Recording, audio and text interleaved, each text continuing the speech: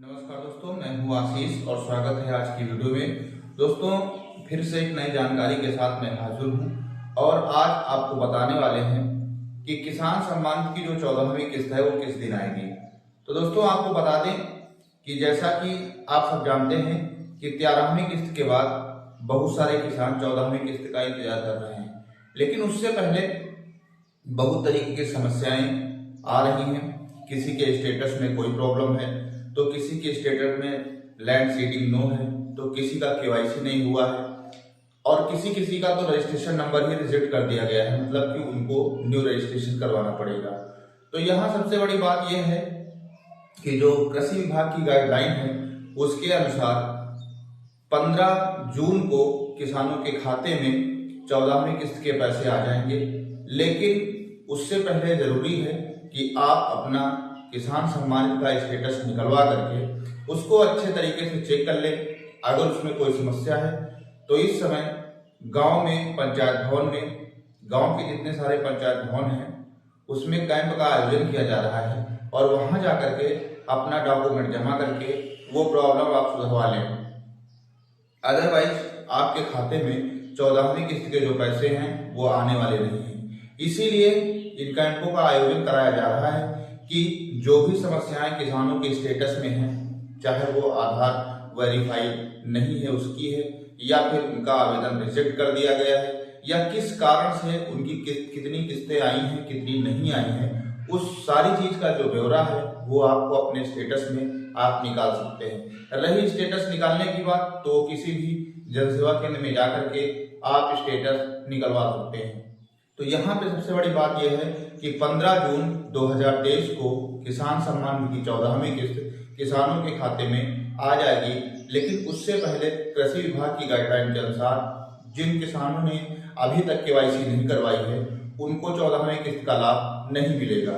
इससे मतलब नहीं है कि आपने पिछले साल करवाया था और इस साल आपने केवाईसी नहीं करवाई है, सम्मान निधि का जो पैसा है वो आपके खाते में आने वाला नहीं है। तो कहीं ना कहीं बहुत ज्यादा इंपॉर्टेंट बात यह है कि जितने सारे किसान हैं या जिन लोगों की 13वीं किस्त आ चुकी है या जिन लोगों का रेगुलर पैसा आ रहा है उनको केवाईसी करवाना बहुत ज्यादा इंपॉर्टेंट है।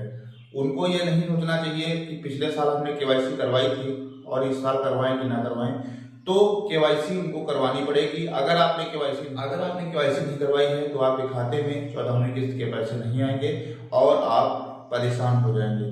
यानी कि सबसे पहले आपको अपना स्टेटस निकलवा के चेक करवा लेना चाहिए, कहीं स्टेटस में कोई प्रॉब्लम तो नहीं है। अगर प्रॉब्लम है तो आप नजदीकी जनसेवा केंद्र में या फिर सीएससी में जा करके उसको सुधरवा सकते हैं।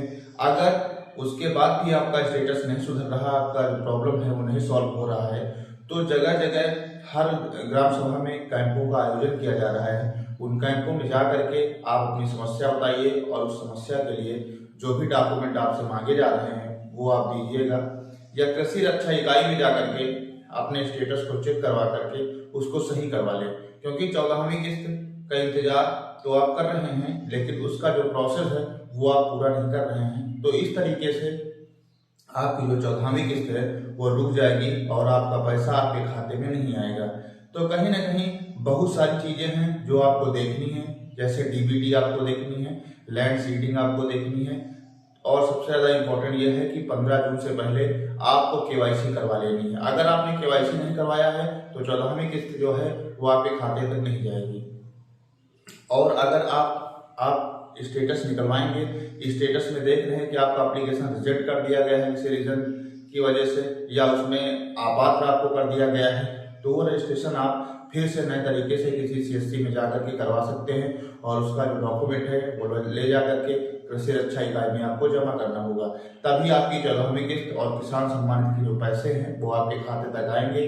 तो दोस्तों, कहीं ना कहीं बहुत ज्यादा इंपॉर्टेंट सूचना है जो कि अखबार में भी आया है, जिसमें साफ साफ कहा गया है कि 15 जून से पहले जिन लोगों ने अपनी केवाईसी नहीं करवाई है उनको किसान सम्मान निधि का पैसा उनके खाते में नहीं आएगा।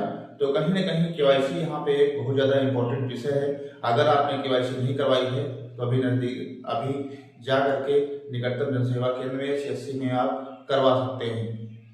दोस्तों, अगर वीडियो आपको अच्छी लगी हो तो हमारे चैनल को लाइक सब्सक्राइब करें। मिलते हैं फिर किसी नई जानकारी के साथ, तब तक के लिए नमस्कार।